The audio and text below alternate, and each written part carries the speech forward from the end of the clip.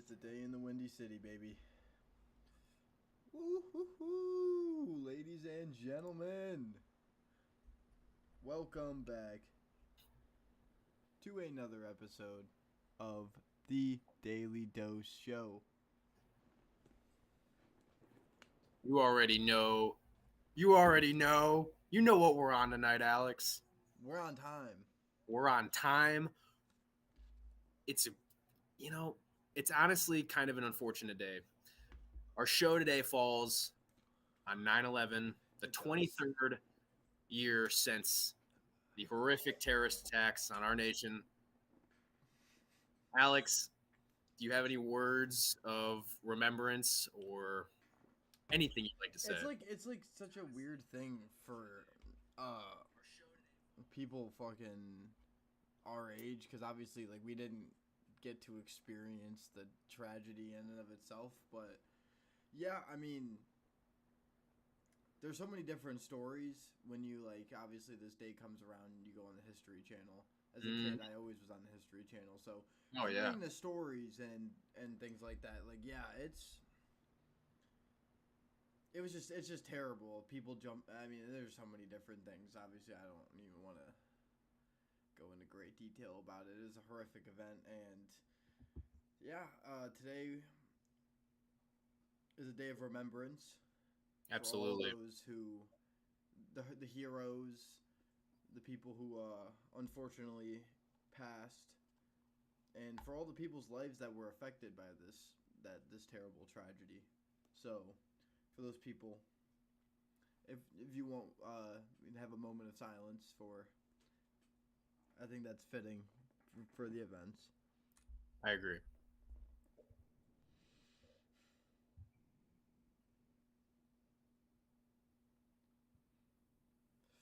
All right, man. Thank you for that, Alex. That was beautiful. Of course. Nah, baseball. Baseball, America's pastime. I feel like this is a good. The Guardians are a good place. We can start on a good note. We'll start on a good note on today's show. The Guardians sweep the White Sox, which they should have won every game, but somehow we had troubles with them.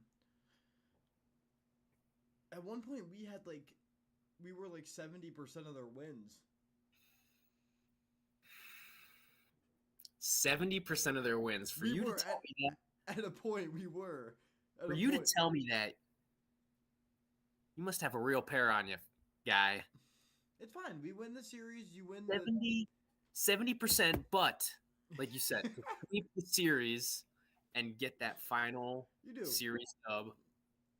I think that's a very fitting close to one of our division rivals. Oh, absolutely, man. I mean, Boyd pitched great. Obviously, Ben Lively got injured in the second inning, got hit with a line drive right back to the thigh. So you hope, obviously, you assume he's missing one start. You hope it's not more than one start. But, yeah, I mean,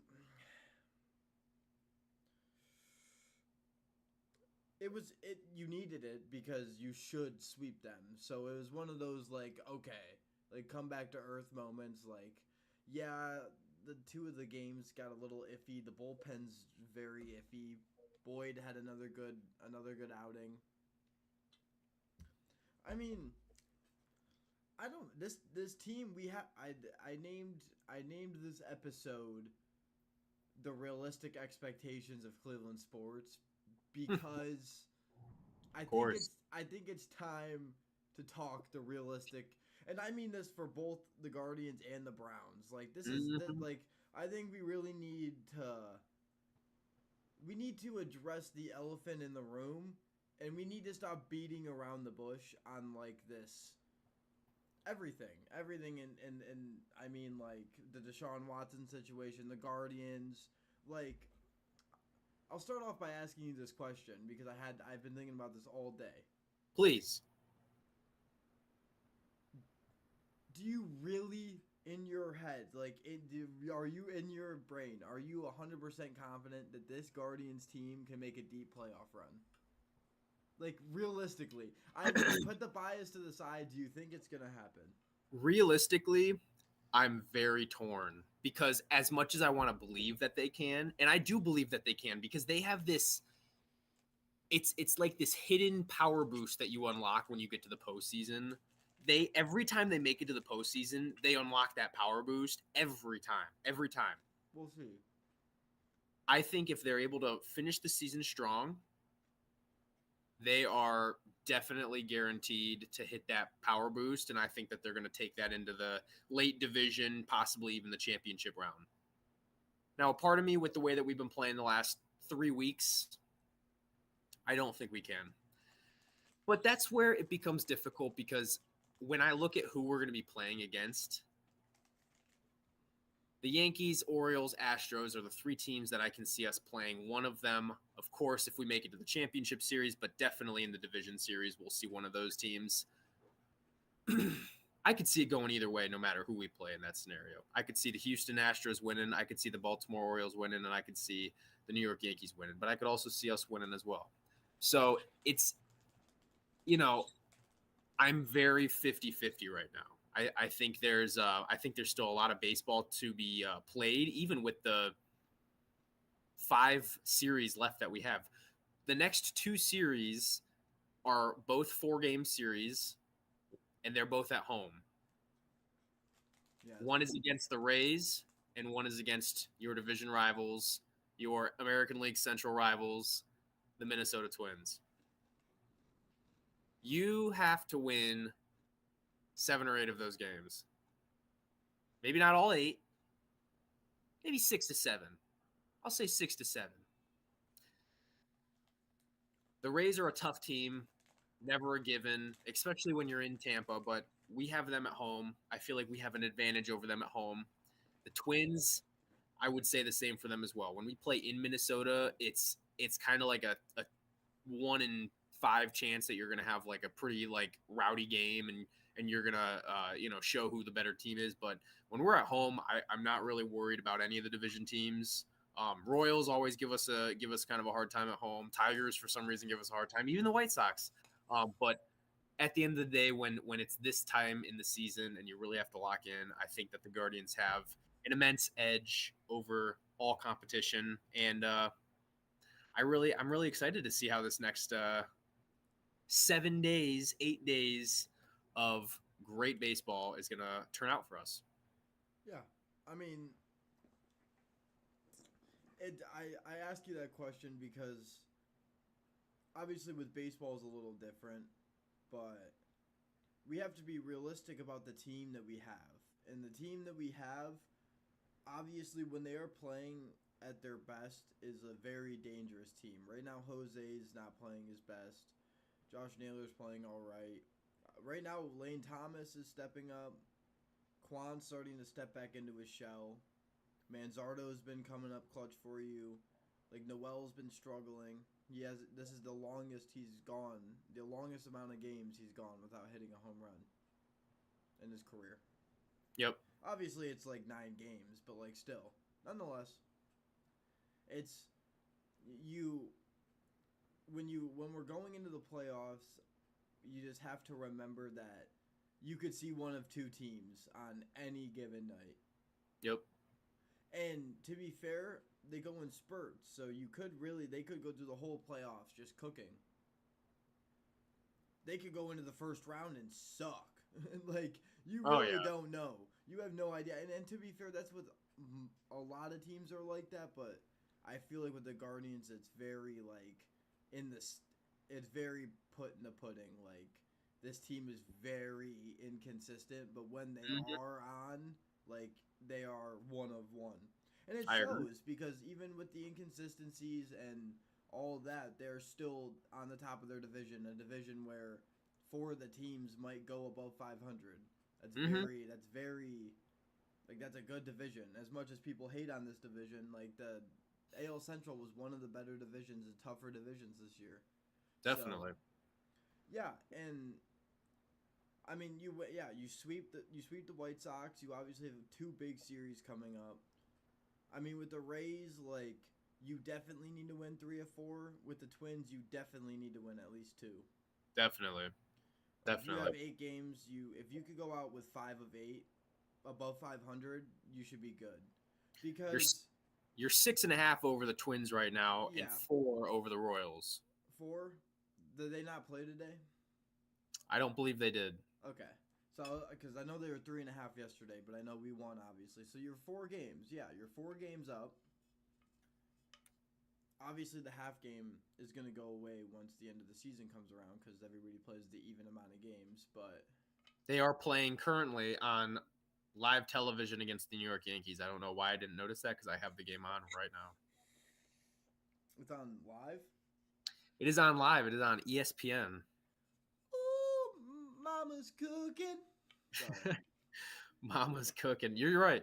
Gleyber Torres is also cooking. He had a monster shot of a home run over. This is like the one time I'll cheer for the Yankees, is when we need them to get that half game up on the Royals. We'll see you in the playoffs. We'll be hitting the rockabye on you in the playoffs. All right, I will say the good thing is that the players that you needed to start picking it up are picking it up. Lane Thomas is on a killer streak right now. Manzardo came back up and he's producing. Like, Kwan's coming back into his show. Like, those are all good things because you haven't had that recently. Jose Ramirez is going to come back around and he's going to get hot again. Josh Naylor's going to get hot again. Like, David Fry's going to get hot. Like, all these players are going to get hot. Even right now, honestly, Rocchio's been having a good, like, last 3 weeks. On defense. Yeah, Rocchio's been having a good 3 weeks. So, I mean, when you look at it, exactly what we hoped was going to happen is happening. Obviously, the Sam Hentges news really sucks. Him being out for the rest of this year and all of next year with shoulder surgery. And even with that doesn't take into account the rehab to try to get back into the MLB is going to take probably another couple of months. So you're looking that you might hope to get him back in, not next year, but the year after that for half a season. Count him out.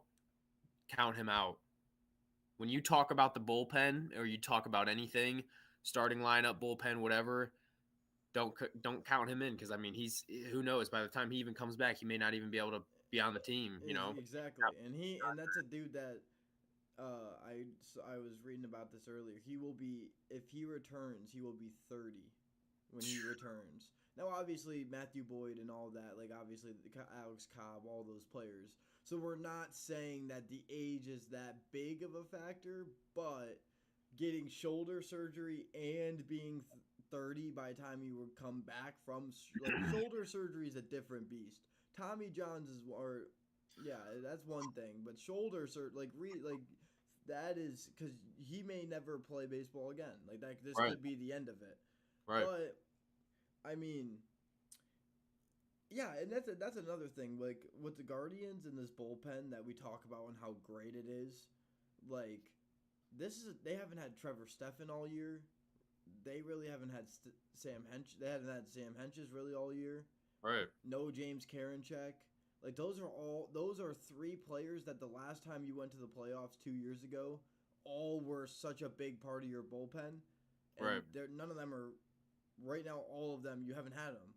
So the fact that this bullpen is as good as it is, with all the injuries that it's dealt with, I mean, yeah, this team as long as they can produce some runs, even if they average 5 runs a game, 4 or 5 runs a game in the playoffs, they will win. Right. They can win the World Series. Because the way that they play baseball is so fitting to October. That's why they're so good in the playoffs. Right. It's because that Kwan's opposite field little line shot that gets to into the outfield. That's what wins the game. Not I agree. like yes, obviously hitting for power and being able to hit home runs in October, which the Guardians have plenty of hitters who can hit home runs. But yeah, I mean, I'm excited because as the magic number slowly dwindles down, I believe it's at 14. If the Royals lose today, it'll be at 13 tomorrow. Yep. 13. Magic number, man. That's what it all comes down to. Like now we're getting to the point in time in the season where the magic number comes in. Once you get into that like 15, 20 mark, then the magic number starts to peek its head around the corner because that's at the end of the day, that's the number. Every day, that's all you do. You just fight to keep that number down. Never let that number go up. Now, I do want to ask you, since you asked me, what do you feel about the guards in terms of how threatening they are to the rest of the American League once it comes October? I put the title for the sheer fact of letting everybody know that you can see two sides of the Guardians come playoff time. But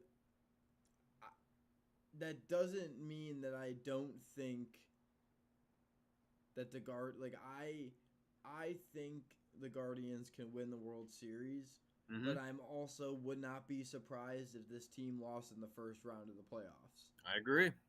Totally agree. And that's why I put the realistic expectation, because going into this, I have no expectation. I really don't. Like, I know that they can win I know they can win the World Series, but I also know they can lose in the first round. So I have to I just was making sure the world knows that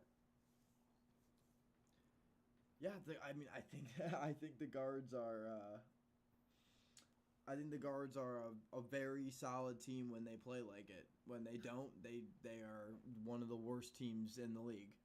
Do you think this is one of the better teams that we've had in recent years? Yes. Making a run to October?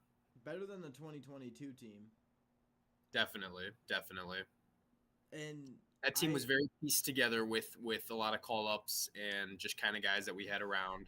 It's interesting because I don't know about, like, the 2016 team was so different than this team because it's like you don't have a Corey Kluber on this team, but you do have a Michael Brantley, like a Stephen Kwan kind of gives you like Dr. Smooth, Mr. Consistent. Mm-hmm. You have your Jason Kipnis, Andres Jimenez.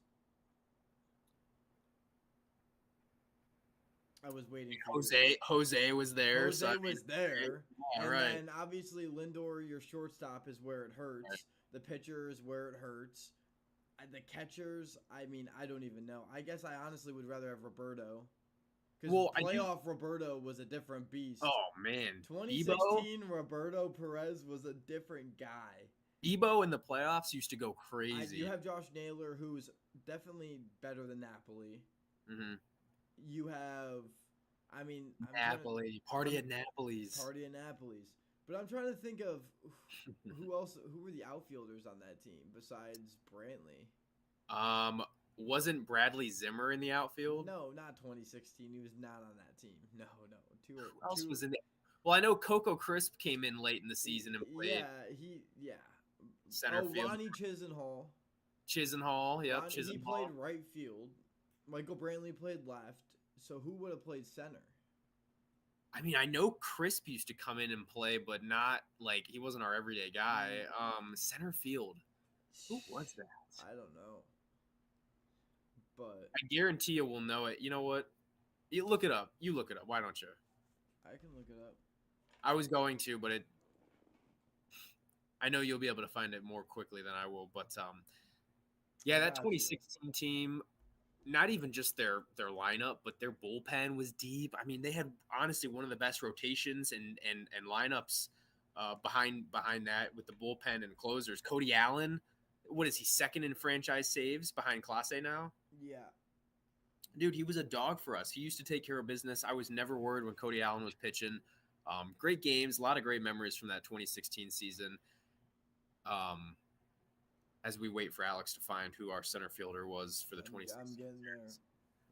Right now, Chad. Don't you worry. Well, and I remember, of course, Encarnacion, a season after that, we made that big signing for him that was like kind of a shocker because the guards/Indians are known for not spending so much near the trade deadline or during free agency, not going after the big name guys. And Encarnacion was a big pickup for us. Of course, our run in 2017 didn't end the way that we would have liked it to, but that was featured That season featured the 22-game win streak. Rajay Davis. Rajay. The guy How can I forget Rajay? The guy that hit. No. Because we were wrong. Carlos Santana was our first baseman. Santana was first base. Napoli came in. He was like the second guy. Because Santana would catch. Yep. Remember when OG Carlos Santana, he was a catcher. Dude, you just threw me through like a blast. Do you not remember that? No, he was a catcher. Well, no, now that you remember, because I didn't at first. I was like, wait, Santana, and then you said that, and he was 100%. Damn, I faintly remember him being a catcher when I first really started getting into like Indians baseball. Dude, imagine you're playing the Indians and the first pitcher you face is Corey Kluber, but then they just hit you with the wild boy Trevor Bauer, number 2. Gosh, Bauer outage. Dude, it was a Bauer outage, dude. Bauer outage. Dude, he fucking choked by cutting his fucking finger open. Playing with his little flying drones and shit. Dude. Terrible. No good. But yeah, I mean this team is definitely better. I agree. So maybe if this team proves to be better than the teams of recent that we've seen, what is going to be the biggest difference maker in a series against the Yankees in the championship series or the Houston Astros, notorious cheaters? Are they going to be banging champions, or are we going to be up all day? Nah, I mean, it just depends. Yeah, I mean, it depends on what Guardians team you see, man. Yep. I mean, they've shown you two different sides of the spectrum. They could get no hit bid, or they could absolutely light you up. So it depends, man. I mean, when you come into October, you better be hot because you're playing good pitchers. Absolutely. You're on against good pitchers, so it comes down to every run counts. So you're playing a ball game. And I did want to ask you a question. Sure, ask away. There's a weird thing we have to think about nowadays with the new TV market world that we live in. This is the last year of Bally Sports. No, hear me out. So, Bally Sports, they had their contract, and basically they signed another 1-year contract with the Guardians for less money than their initial one, but the MLB covered the rest of the money to make up for it, to keep it at the same number it was to finish the contract out. But this is it. This is the last year of it. And so now they're... No matter where they either are going to sign with Bally's again for less money, or they're going to sign with an local MLB network for even less money. There we go. Now we're talking, but that's the biggest thing. But the problem is you're talking about $50 million of a difference in money. It's going to be a lot of money, and when it comes to the Guardians, and obviously it's a business, it's a thing to think about, because that things like that, oddly enough, affect payroll. You know what I'm saying? I agree. Because that $40 million or 30 or whatever the difference may be, that difference is money that they now just don't have for. That's a lot of money. That's a lot of money that goes through the team in general. So I go to ask you that would it almost be better, because you got to think about, like, if we want the Guardians to continue to try to push for success, we obviously need them to be able to willing to spend money, and if they're losing money on this bullshit, then it's like fuck. Right. But obviously the playoffs are coming around.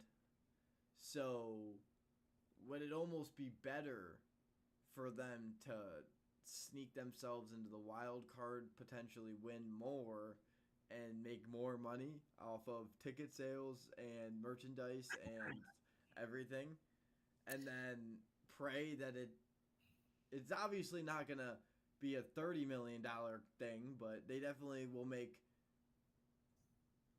10 mil off of being in the playoffs. I mean, if they go to the World Series again, I bet you that brought every bit of 10 to $15 million to the team. Oh, definitely. Well, especially because the MLB pays you for getting that far. I don't know how much they do, but I know that they do pay you for. They pay the club a certain amount of money for winning, and advancing to a certain amount of things. So I think that's why people are saying it'd almost be better because the MLB will pay you because they don't pay you if you get a wild like a bye. You don't get paid for beating the wild card because you weren't in it, so you didn't play. Right. So you don't get paid for it. So they're almost saying like, wouldn't it be better to get the ticket sales and get paid by the MLB and then play in the ALDS where then you get the ticket sales again, and if you don't win, then you still got paid by the MLB to get to the ALDS. Right. Then if you win the ALDS, then you get paid to win the ALDS. Then you get all the ticket sales from the ALCS, and then so on and so forth. But if you get a bye, you do get more home games, so more ability to sell. Because if they go, well, I guess if they go in the wild card, they'll have home field advantage for the wild card games too. But right. I don't know, man. Dude, it's a very interesting point that you brought up because the more and more you kind of talked about it, the more and more it started to make sense. Especially, I'll start with my one thought that I had in that, if that's their goal, I don't want to say it's necessarily their goal to settle from where they're at to just making the wild card. It's a good strategy, I will say. And they're not going to do it. They're not going to tell the team to tank games to they get the wild card so we can make more money. So that's it's one of those things where if it happened, right, like from a franchise perspective, from a money and from a wanting to watch this team spend money, right, you want them to make as much money as possible because obviously that benefits also us and the team and obviously all this. But I don't know, man. I mean, it's one of those things where I just want them to win. I want them to make the playoffs however they do it.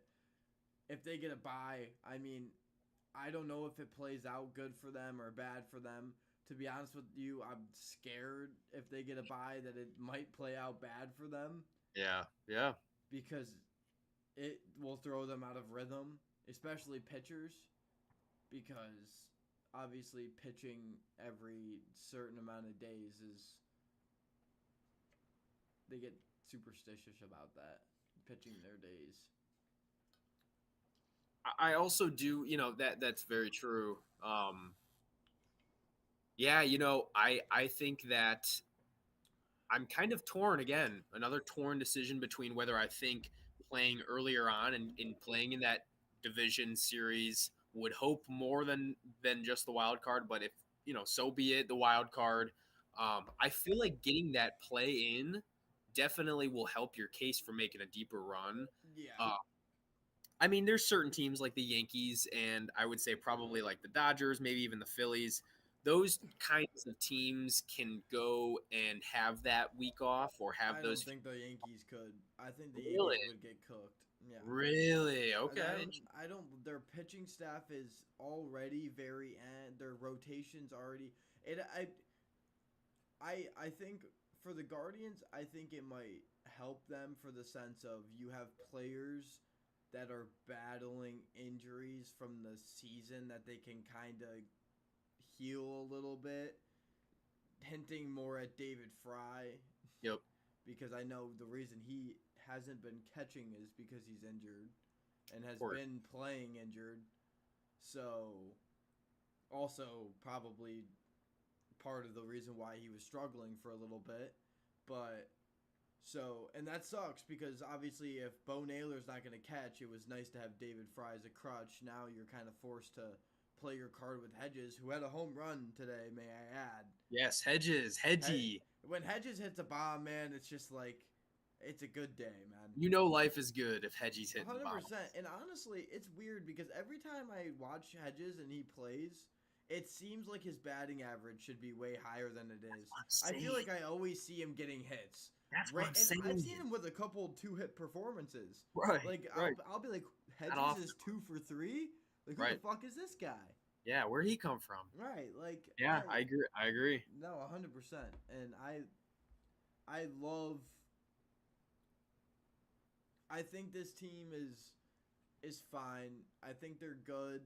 I think they have a really good relieving staff that they need. Like, it'll be good for the relievers to get some time off because obviously Cade Smith's a rookie. He has never seen a workload like this in his life. Like a lot of these players have pitched career highs. Obviously, Clase's used to this. There's a couple players. Gaddis used to be a starting pitcher, so you assume he's used to throwing high innings. So, but yeah, I mean, obviously, you want to protect them at all costs, and that also means like not pitching them on days you don't need to during the season. So, right. And I think starters too, like make sure like I'd rather Cobb just be healthy to pitch in the playoffs than to try to force starts in the middle of this season. Yep, I agree. And Cantillo flirted with perfection.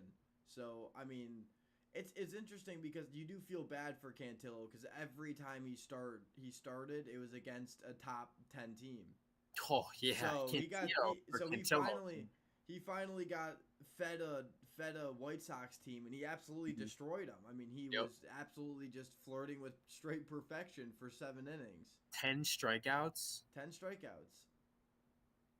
Yeah, that's electric. No, he looked electric, and that's why even that why not let him pitch and try to pitch through? I know he's been struggling a little bit, but I mean, when you're a rookie and you get thrown through the ringer with your first teams, it's like, yeah, you got to give him a chance to settle. And I think this is it's how do you bounce back? Confidence is key, especially for the young guys. Like even if it was against the White Sox, he does not care. You know how happy he was and how like confident he felt after feeling going good in there into Chicago and just flirting with perfection against anybody is just insane. These are all MLB players. They all are professional athletes. If it was that easy to do it against the White Sox, someone would have already done it. Exactly, and that's what I said. No one has done it. And honestly, other than Cantillo, I don't think anybody's even I don't know if anybody's flirted that much with it. Like that far into it, I should say. So I agree. Yeah, I mean, I did see there was another no-hit bid that went into the 9th, and Francisco Lindor ended it with a game-tying home run. That has to hurt as a pitcher because imagine you just flirted with perfection for 9 innings and you give up 1 home run and the game is tied now. You might not even get the win. Imagine flirting with perfection for 9 innings and not getting the win. Mm-hmm. That's got to be something. It would suck, man. Low ball shit. Absolutely. Talk about low ball. Well, I do want to say though that speaking of low ball, for the Guardians, back to your original question for me, for the Guardians to either accept, doing another contract with Bally and paying what they would pay, or they take it with some local MLB network, it would be for more accessibility for the fans. I just don't see how, for the money that they're making with Bally and the money I guess you're making from viewership from Bally, I almost feel like if you were to do that local network and have every household available to watch that, watch a Guardians game or this and that, like how it used to be. Yeah. I mean, my dad used to watch games all the time, and then once it got put on Bally, he was like, I ain't paying for that. That's outrageous just for the Guardians and I guess the Cavs too. Then, it wasn't like it wasn't a deep investment, but with the Cavs though, they did the same exact thing. So it was kind of like, you're forced to hand. Either you pay it or you're forced because Fox Sports Ohio is gone and they used to obviously pay whatever the Guardians needed, and Mhm. Bally's came in and said, "Oh, we'll pay you more," until they realized we can't pay you more because yeah, We're that's bankrupt. yeah, that we're not a good company, and yeah, Right. a lot of people don't actually want to pay for our service to watch you guys, so Ridiculous. they'd rather bootleg it or watch it somewhere else. So, but yeah, I mean, obviously, it sucks, and you would like to see, like, obviously the Guardians, like, the move for the fans would be to go with the local TV networks, but the MLB networks, but the money would be more to go with Bally's. So Right. you kind of have to decide, like, are you gonna make the little extra money you might get for from Bally's, or are you gonna let more fans see it? And it's not even just local fans. It would be a lot more televised, MLB Network, Apple TV, a lot more games on different things, because the MLB would throw it, like, they have the rights to do whatever they want, so they could they'll blast a whole series on Apple TV, or they'll Mhm. blast, like, they'll mix it around, but it'll be more viewership to nationwide also, Yep. which Well, is and that's like you cool. were saying though, yeah, no, I was just gonna say, like what you were saying though, I almost feel like you would gain a lot of money, well, I would say income from the viewership that you'd be getting off of the local network. I feel like compared to what you would be getting from Bally, regardless, missing out on, It's I'd a probably say 65% of Cleveland fans that don't want to pay that money or can't afford that. A lot of people can't afford the demands of Bally as it's gone up to, with their issues in salary and bankruptcy and all that kind of stuff. So I really I feel like being able to watch it and have it available to almost every household in Northeast Ohio and beyond that wants to get it, wouldn't that increase your want to get that money and that viewership? Because you're it's gonna be getting a lot of people, especially after all these years. it's not about, the sad thing is that it's not about viewership. It's about, it's not like YouTube. You don't get paid for how many views you Right. get. But still, It's a still, contract, so they would be making less money it's the ex- regardless. it's the exposure though. The exposure of Yes, it. but that exposure doesn't generate income for them, because if you know about the Guardians, the only way you're gonna make that money at that point is going to the games or buying merchandise or something like that. And so for True. them it doesn't, for them it makes no difference whether who can see it, to be honest with you, because at Whatever. the end of the day, the money that they make from that contract is just the money that they make from that contract, and whether whoever sees it or not. Obviously, yeah, you would hope that they'd want all the fans to watch it, but if the money's that different where it becomes a decision of, like, yeah, like, if we want to keep this business operating at the level we want it to, we have to take this money because we need it. And now, obviously, it could all depend. They could go on a crazy deep playoff run and make a bunch of money and sign the contract for the year with the MLB local networks. And because they don't need the money as much, they're like, dang, we just generated a lot of revenue from the playoffs. We just won the World Series. We're going to make a lot of money off of people buying merchandise now for a while, and all this and that. But then the exposure of having your World Series champions back on local TV. Are you kidding me? That See, wouldn't but fuel the career of that's why they I would would do go it. every They game. would do it so then more people would watch it, because then the national games that they play, they would, well, you would make more money anyway, because when they get paid when they play on ESPN, Mm-hmm. and they get paid when they play on all these other network apps that, like, or if they get a game on ESPN or Fox or whatever other places go. And so yeah, I mean, it's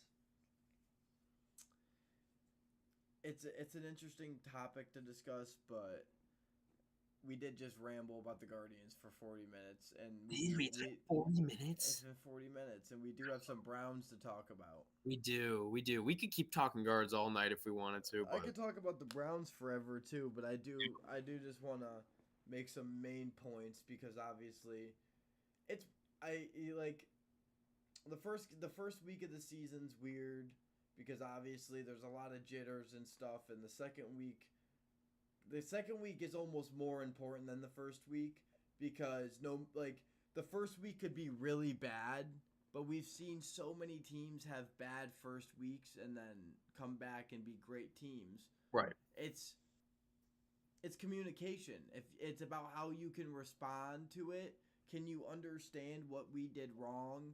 And obviously we'll address the Deshaun Watson allegations at a point, but I want to talk about his play on the field first. There's a lot of hate, and I included, and have cooked and been cooking Deshaun Watson all week. I agree. Me too.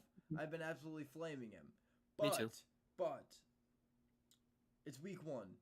And as much as we want to sit here and be like, we've seen it all like this, it's the same shit.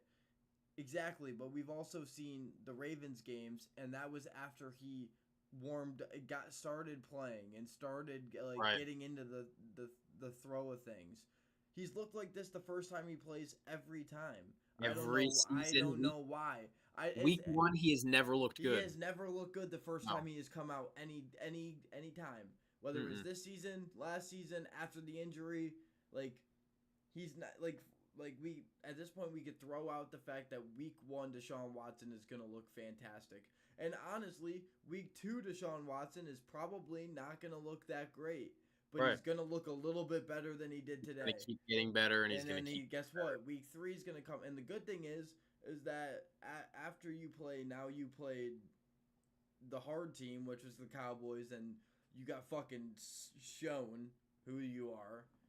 Now you have Jacksonville, still a good team, but definitely not the Cowboys. How are you gonna respond? Now, and if you respond, and now after that, obviously, no matter how that game goes, you hope to just see a better game in general. Obviously, you expect to win, but at this point in time, you just want to see a better game in general, just a better game. And week 3, you come home and you play the Giants. Let's say you play the Commanders. And then you play the Raiders, then the Commanders. The Raiders, and I'll included the Raiders and then the Commanders. Right. Those games are perfect for letting Deshaun Watson get into that groove that he can get into to the point where we start to play those good teams and he can have a game against the Ravens. And the Chiefs or the Dolphins. And then you get Nick Chubb back. Then you get and hopefully this week you get offensive linemen. Obviously you lost Juan Thornhill, which sucks. And he can never stay healthy, man. He's a stick. I know. It's Thornhill can't stay healthy. You still have Delpit, you still have Rodney McLeod, you still have Harrison, you still have good safeties. But hopefully you get at least 1 or 2 of your 3 offensive linemen that were out. Tackles, linemen, whoever, either one of them, the O-line in general. You're hoping that Jerry Jeudy's good. Obviously, I didn't see him on the injury list because I know he was. Yeah, no. I think I don't want to say he was trying to get out of the game, but I think he was at the point where he was taking so much, and at that point in the game, I think he was just he may have been battling something. It may have been something kind of minor, but I think it would have been. I think it was something minor that he was just like, all right, I don't want to keep. I'm not going to go risk it. I'm not going to go risk getting injured more. Exactly. Which is fair. Obviously, the team chemistry with the wide receivers and Deshaun was off. I think that was a little bit between both the wide receivers and Deshaun Watson, I think. And play calling. I think the play calling needs to get better. I think Deshaun needs to really... I get that the run game isn't going to be that great, but they need to get into a better run game because without any run game, they're just going to absolutely bull rush Deshaun Watson, knowing that they're going to pass the football. That's what happened. And Deshaun Watson was the first week already wasn't looking good. And not only that, he's playing a very good defense. That's a team that you can beat. At the end of the day, it was 33-17. You can say what you want. it was 33-17, and the Browns played that piss poor. Right. Like, it could have been way fucking worse. That we still, like, Deshaun still mustered up 2 good drives, got you 10 points. Obviously the other one, I mean, technically 3 because he got the touchdown in garbage time too, but it's not like it was week 1, and it was awful, and it honestly almost couldn't get any worse. And as much as like it's weird to say, but I really think that's a good thing. Because if that was the worst and you only lost 33-17 against a very solid Cowboys team, like I realistically think if our team is healthy, Deshaun gets into a groove, I think you can beat that team. There was just so many penalties that if you take those away, if you take the penalties away in general, I think this game is 10 times closer because I think that destroyed Deshaun Watson. Because anytime he had into a drive, whether it was a drop or a penalty, something just absolutely destroyed his mojo. And it's like when you're in week 1 and you have so much pressure on you to do, like, to be this great because of all the stuff around you. And obviously I don't remember his father who passed away? His father and a close teammate from Clemson. And a close teammate from Clemson passed away. Obviously, like, he's an athlete and they're human beings. Like, that stuff, obviously, if your father and your very close teammate passed away, you're not in a you're gonna feel a funk. Especially your dad, more than your like especially your father, like any person in the world, I think would say that playing a game after losing your father, who probably played such a big influence in you playing the game that you're going to play in general, right? Like, and knowing that he's not going to be able to, like, that's like I don't even know how that has to feel, knowing that, like, he went out there knowing, like, that his dad was not watching that game, and like that emptiness, that, like, and once again, I'm not even trying to make excuses for him. No, it's not at all. But all of these things, like week 1, all these different things, it was just it all got to him, especially, like, obviously he was very skittish and had a couple times where he should have just thrown the ball, or had a couple times where he shouldn't have thrown the ball, and it's a mixture of everything. You definitely cannot blame Deshaun Watson completely. There was a lot of penalties that they just need to clean up. The offensive line needs to be healthy, obviously, because the play calling was garbage. Even in the situation that you were in, down multiple scores, play calling was still unacceptable, and it was just terrible. But especially in the beginning, while you're watching Dak and them throw short passes for good completions, getting Dak in a mojo, and then he starts throwing it up top because he's in a groove. And you're watching them have success, but yet you're trying to let Deshaun Watson throw 20-yard routes. You know your offensive line isn't healthy. It's the first week of the season, and in the beginning of the game, you're trying to have Deshaun Watson step back and wait for 4 seconds for a route to develop. Right. Like, you need just let him get the ball out of his hands, because the offensive line kind of got better as the day went on a little bit, and Deshaun started to get a little bit more time in the pocket. Then you can start doing this kind of stuff, but like there was no base. They never established a base. There was no run game. There was no short pass game. They had no movement. That's a coach.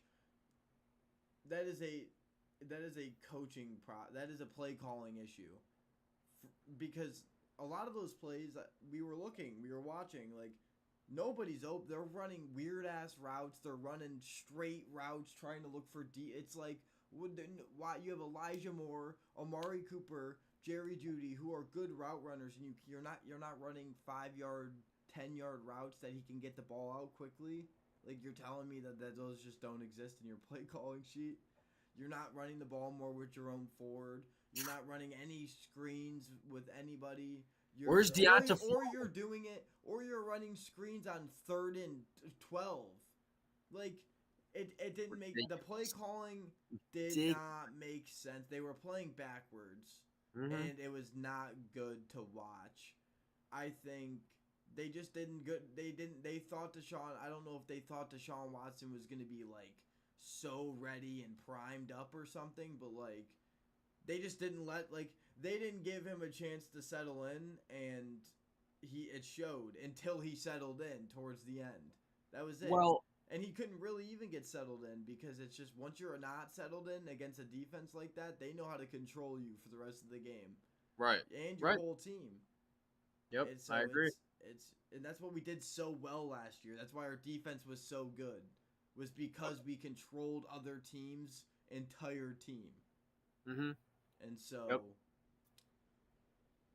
all facets of special teams, defense, and offense have to all be in rhythm. They have to all be synced up. And they weren't, and it showed. They weren't at all. It weren't. Special teams touchdown. They didn't have the offense didn't give up a defensive touchdown, which to be fair is good, and the offense scored off of good field position. That the defense got put into a lot of tough spots, which I do sit there and I give the defense a little bit of slack for this week, and the fact that so many points were scored because sometimes they literally were basically in field goal precision already. So it's tough. It's tough for the defense. The defense, they're good. They looked good towards that second half. They clamped. They tried to give the offense a chance to come back. The offense obviously just couldn't click.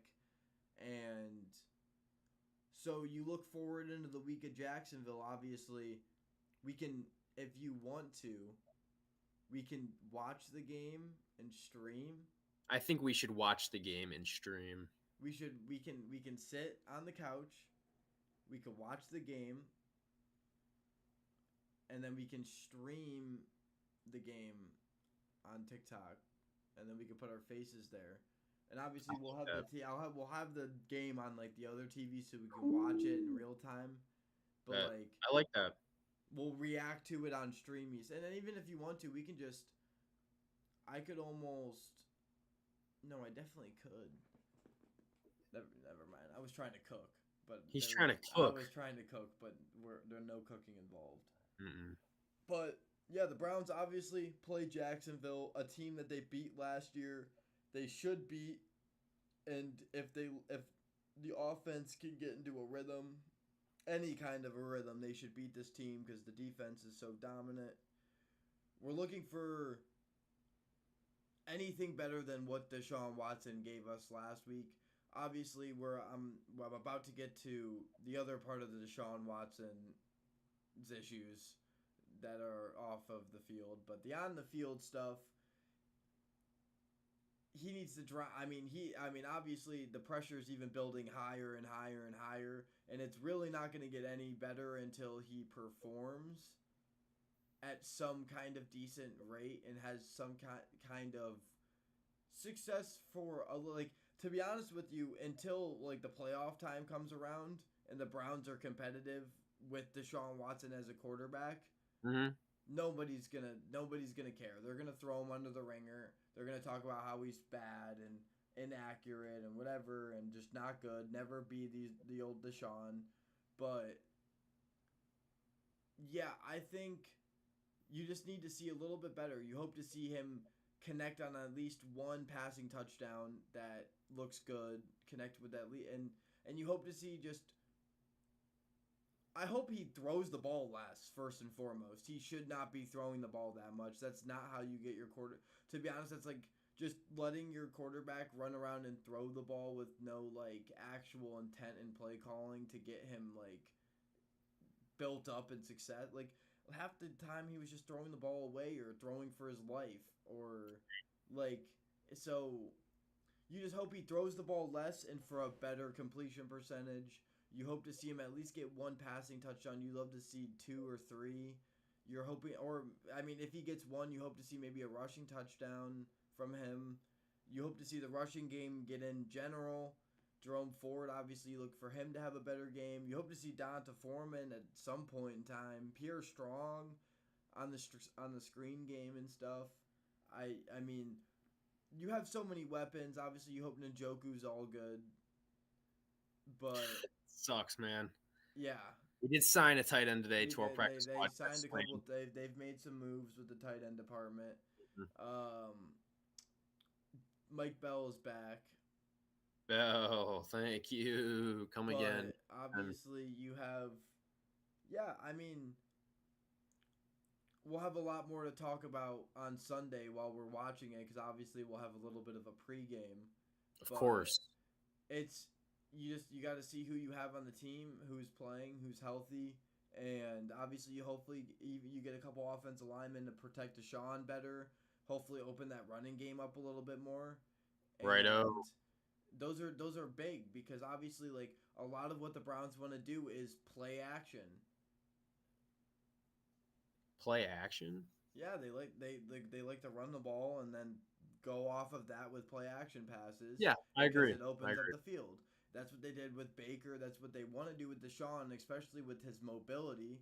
But they can't do that without a run game. And to be honest with you, Deshaun's really never had a run game. He played one game with Nick Chubb last year. It was the Steelers game. Well, they played. Did he? Yeah, they played the game before that, didn't they? Mm-hmm. Cincinnati, yeah. Yeah, and they won that game. Mm-hmm. And they dominated that game. So you sit here and you go, he hasn't had his running back, his guy.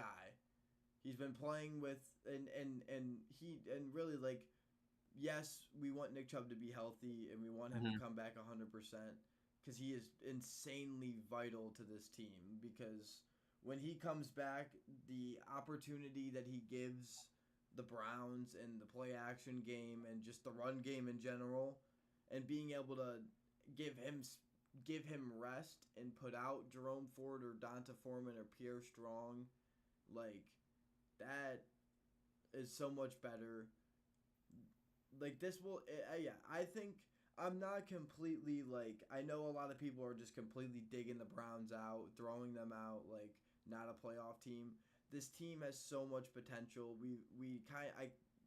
I think everybody kind of knew that this game probably wasn't going to go the way that we wanted it to just because none of the first games like this ever do. We're Browns fans. We should expect better than that. But I really like. I think Deshaun, as long as he can stay healthy, and I hope that's why I want offensive lineman back, so he's not getting sacked as much and he's not running for his life. And so, because if he can stay healthy, I know that he can get back to a point where he is a lot more confident and comfortable and is feeling the routes out. Like we even like last year, we saw him to the point where him and Amari were making up routes on the go, and if we see this coverage, we're gonna run this route and score a touchdown. Like we saw that happen last year, and that was last year, and there's no way we're not gonna see it again this year. We just have to. They have to build that chemistry back up because once again, he was gone after the Ravens game, and it was 3-4 different quarterbacks all coming around, playing, doing whatever. So you have to rebuild that chemistry with your teammates on the field. Because every one of his receivers was used to a different wide receiver than him last year. So you have to be able to build that on the field, not in practice, not whatever. Obviously, the core of it starts in practice, but the finishing touches come on the field. Right. Like you just getting that feel for it and getting that practice like feel where you're just confident enough and it feels like you're in practice. So I couldn't have said it any better myself, my friend. Yeah, man. I mean, I just don't like. It's the same. It's one of those things where I know this team can be so good, and they have the schedule that's actually lined up for them to do it perfectly. And for Watson to have those weeks. Yeah, exactly. It's perfect for that. It's perfect for them to have those. Watson gets those weeks where he gets to just go out there and ball out because the team is just way more talented all around than the other team. Like obviously with Dallas, it's a neck and neck. So much talent on Dallas that you need good play from everybody, and there just wasn't.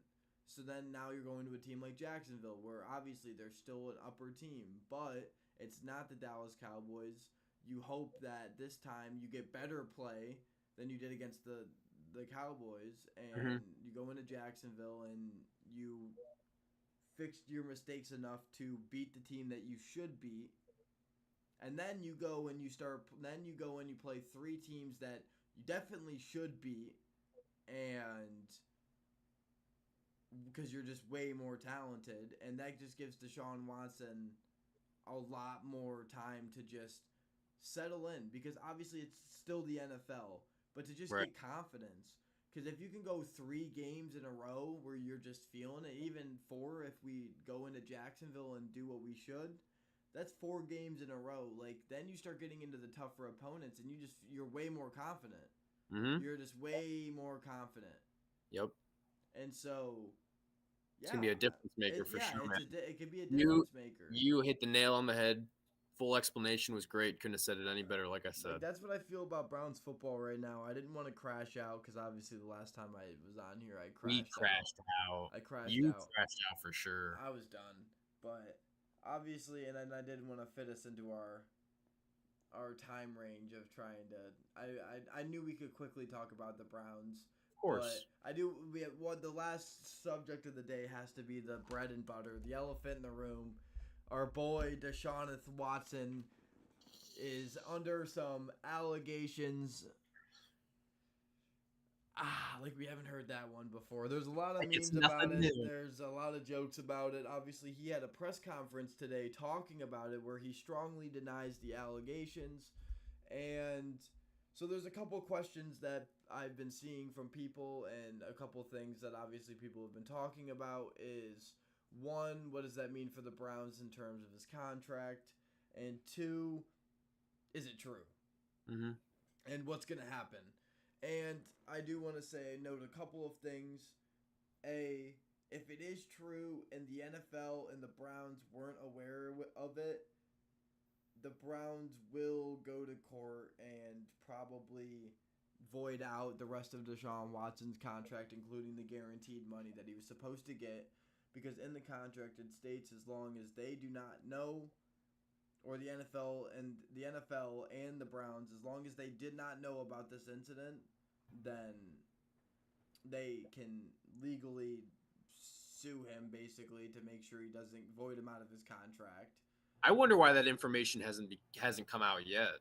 Well, it's because the NFL is investigating it. Obviously, they have to investigate all of it. The Browns aren't going to come out, and they're obviously going to sit here and deny that they knew anything about it until if there's any proof or anything. Rude. I don't believe that they did, because this happened obviously while he was in Texas. So I don't believe it should have come to any attention that it was a thing.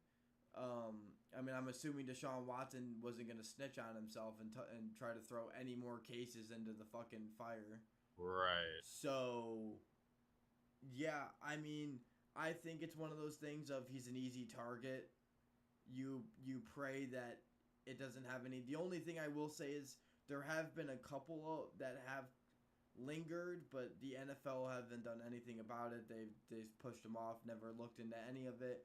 This time they are, and the same lady that was on the investigative case of the last lawsuits did get put back on to investigate this one, which is not a good sight to see if you're a Browns fan. Now, obviously, it doesn't mean anything because they're just investigating, but at the end of the day, it does mean that this is something to very much look serious for, and potentially could have him end up on facing a suspension for violating the code of conduct for the NFL. Again, obviously, if it's one charge, it would be a 1-game, 2-game suspension, but what would end up... well, it depends. To be fair, if he does get suspended, it will be the end of his career, because the Browns will use that exact excuse to void his contract, release him for breaking the code of conduct. They're not going to let him get suspended, basically, because they're going to literally try to go to take him court, release him, and try to void out his contract so that they don't have to guarantee him money for the next 2 years. Don't let it get to that point. Which, to be fair, would save the Browns a lot of money than him just faking injured or playing like dog shit for the next 2 years and fucking us out of money, because it would save us this year's money and it would save us next year's money. So that would be great, but obviously you want him to play because he's our quarterback and you want him to get into the confidence.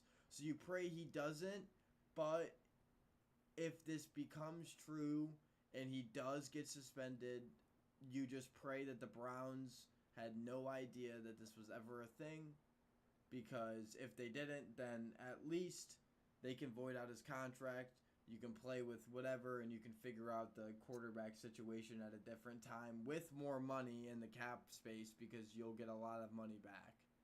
It's always Cleveland that ends up in the news with like the craziest stories, like especially with suspensions. I mean, like we dealt, of course, with the saga of suspensions that Josh Gordon faced for multiple seasons, kept giving him a chance, and I have an OG suspension.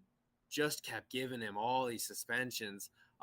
The fiasco of Johnny Manziel and everything that went on with him. Remember of Michael course, Kendricks? the Watson thing, Michael Kendricks, man. How about insider trading? Do you remember it's right on the Malik McDowell? Oh yeah. What he did? Yes. Dude, the Browns always find themselves with players. To be fair, Mike Hall is almost basically as Mike Hall. He's you know, you might get fucking suspended for doing dumb shit. So Brandon Weeden. I mean, he didn't do anything. He just sucked. But random shade there to Brandon Weeden. Brady Quinn fucking blows, but like Brady Quinn fucking sucks. Derek Anderson, fucking cock muncher. But how about Thad Lewis? Thaddeus Lewis, bro. Brian Hoyer. Oh, man. Hoyer. How about Alex Taney? Oh. Cody Kessler, Deshaun Kaiser. Austin, what was his name? Was it Austin Carr? No, that's a basketball player. That's the announcer, bro. That's the announcer for the Cavs. What was his name? Austin something. Oh, man. It's going to bother me. Oh, dude. Bunch of BS, man. Yeah, it's going to bother me. I mean, I think the Oscar or whatever the fuck, Austin Carr comment kind of finished me off there. Yeah, but ladies and gentlemen, my camera's over here. Ladies and gentlemen, we love you guys. We do. Sunday is going to be great. We're going to have a pregame going into the game. We're going to watch the game. And then after the game, we'll turn off the TikTok stream and we'll set up YouTube and TikTok. We'll open it up for the post-game, which will be just the normal Daily Dose show where we talk actually probably about the Guardians weekend series, as well as all the 1 o'clock games, because we'll probably already talk all about the Browns as we do our TikTok stuff.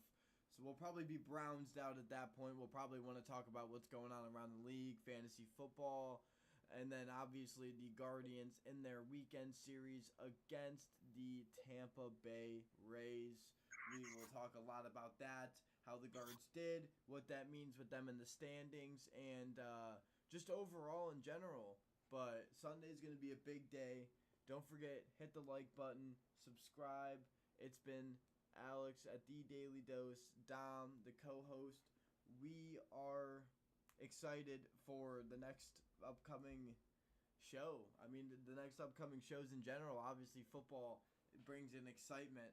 We also have Ohio State football. They play Marshall, which I don't believe is anything exciting for anybody. We are. But we'll talk a little bit about that. Obviously, you pray that they win. If they don't, then maybe it's a crash out. But Ohio State crash out. But yeah, we love you guys. You guys have a great rest of your night. It's hump day. Enjoy your you gotta get through Thursday, Friday, and then it is the weekend. You get college football, then NFL football, and we will be there to cover it all because we are The Daily Dose. Your daily dose of sports. Your daily dose of sports. We love you guys. You guys are the best. Don't forget, like, subscribe. And we will see you guys on Sunday. Make sure you come join the TikTok. Bring some energy. We're going to be there. It's going to be a pregame. Into the game. We'll stream the game on TikTok. We'll talk. We'll have a live reaction to the Browns game wearing our Browns gear. And then we will have the normal daily dose after on both YouTube and TikTok, where we'll be answering everybody's questions. We will be able to have our Browns crash out if they lose, but talk a little bit of Browns, but talk about the Guardians in the weekend series, and talk about Ohio State as well. We love you guys. We will see you then on Sunday. Until then, you guys enjoy the rest of your week. Make sure you guys watch some Guardians baseball, because they have been doing good recently, and hopefully they carry that into this Tampa Bay series. Yep. We love you guys. We will see you Sunday.